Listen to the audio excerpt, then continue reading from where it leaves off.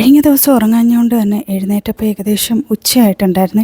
ഞാനും കുഞ്ഞു ബേബി മാത്രമേ ഉണ്ടായിരുന്നുള്ളൂ എഴുന്നേറ്റ് വന്നപ്പോൾ. ഹസ്ബൻഡും കുട്ടികളും പുറത്ത് പോയിട്ടുണ്ടായിരുന്നു. പെട്ടെന്ന് തന്നെ ചോറും കറിയും വെക്കാമെന്ന് കരുതി ചെറുപയർ തോരനാക്കാനായിട്ട് ഞാൻ കുക്കറിലേക്ക് വെച്ചു കേട്ടോ. കഴിഞ്ഞ ദിവസം പാണ്ഡേ പോയപ്പോൾ നല്ല ഉള്ളി കണ്ടിട്ട് ഞാൻ അവിടെ നിന്ന് എടുത്തിട്ടുണ്ടായിരുന്നു. അങ്ങനെ ഇങ്ങനൊന്നും പാണ്ഡേയിൽ നമ്മുടെ ഇന്ത്യൻ്റെ ഉള്ളി വരാറില്ല കേട്ടോ. ചെറിയ ഉള്ളി ഭയങ്കര വിലയുമാണ് വന്നാൽ തന്നെയും. അപ്പോൾ നല്ല വലിയ ഉള്ളി കണ്ടിട്ട് തീയിൽ വെക്കാമെന്ന് കരുതിയിട്ട് എടുത്തതാണ്. പുളിത്തീയലിനുള്ള ഉള്ളിയും കുറച്ച് വെളുത്തുള്ളിയുടെ ഞാൻ അതിൻ്റെ കൂട്ടത്തിൽ ഇടുന്നുണ്ടായിരുന്നു. അനുസരിച്ചില്ല അങ്ങനെ ഒരു ബുദ്ധിമുട്ടും വരാതിരിക്കാൻ വേണ്ടിയിട്ടാണ് അങ്ങനെ ചെയ്യുന്നത്. അങ്ങനെ ഉള്ളിയെല്ലാം വഴറ്റിയെടുത്തു.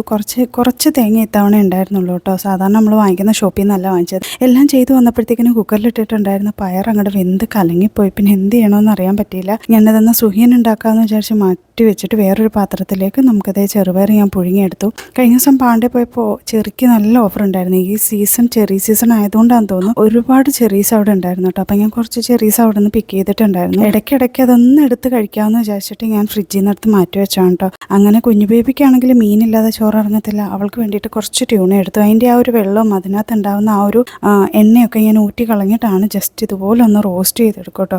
അതാകുമ്പോൾ ചോറ് അത്യാവശ്യം കഴിച്ചോളും. അങ്ങനെ ഏകദേശം 2:30 ആയപ്പോഴത്തേക്കും എൻ്റെ പണിയൊക്കെ ഒതുങ്ങിയിട്ടുണ്ടായിരുന്നു. ഇനിയും വേണം എനിക്കൊന്ന് പോയി ഫ്രഷ് ആവാൻ. ഇതുപോലുള്ള എൻ്റെ വീഡിയോസ് നിങ്ങൾക്ക് ഇഷ്ടപ്പെടുന്നുണ്ടെങ്കിൽ സപ്പോർട്ട് ചെയ്യാൻ മറക്കണ്ട. അപ്പോൾ ശരി, ടാറ്റ.